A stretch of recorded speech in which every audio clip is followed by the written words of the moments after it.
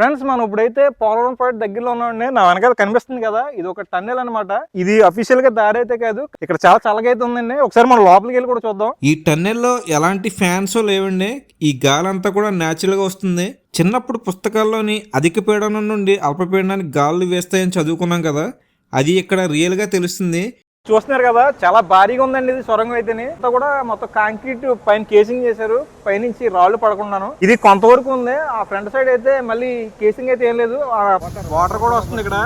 చూసారా ఫ్రెండ్స్, గబ్బిలాలు ఎన్ని ఉన్నాయో, చాలా గబ్బిలాలు ఉన్నాయండి పైన. ఇక్కడ చాలా విపరీతమైన సౌండ్ చేస్తున్నాయి, రీసౌండ్ వచ్చేస్తుంది మొత్తం ఈ టన్నెల్ అంతా కూడా.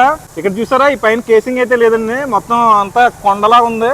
ఒక వండర్ఫుల్ ఎక్స్పీరియన్స్ అండి ఇది, నిజంగాను చాలా అద్భుతంగా అయితే ఉంది. టన్నెల్ లోపల చాలా గాలి అయితే వస్తుందండి, విపరీతమైన గాలి వస్తుంది. లోపల వ్యాక్యూమ్ క్రియేట్ అవడం వల్ల బయట అయితే చాలా వేడిగా ఉంది కదా, ఇక్కడ చల్లగా ఉండడం వల్ల ఆ బయట ఉన్న గాలి అంతా కూడా వ్యాక్యూమ్ గా లోపల లాక్కుంటుంది. చాలా అద్భుతంగా ఉంది ఇక్కడ ఈ జర్నీ అయితేనే.